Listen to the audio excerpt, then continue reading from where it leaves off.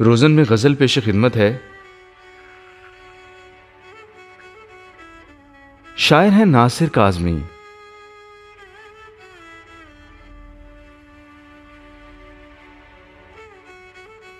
नीयत शौक भर न जाए कहीं,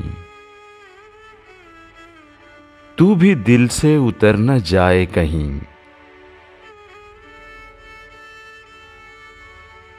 आज देखा है तुझको देर के बाद, आज का दिन गुजर न जाए कहीं। न मिलाकर उदास लोगों से, हुस्न तेरा बिखर न जाए कहीं।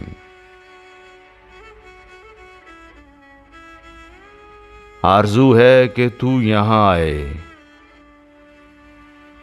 और फिर उम्र भर न जाए कहीं।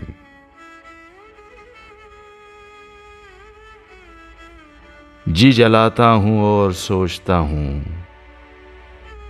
रायगा ये हुनर न जाए कहीं।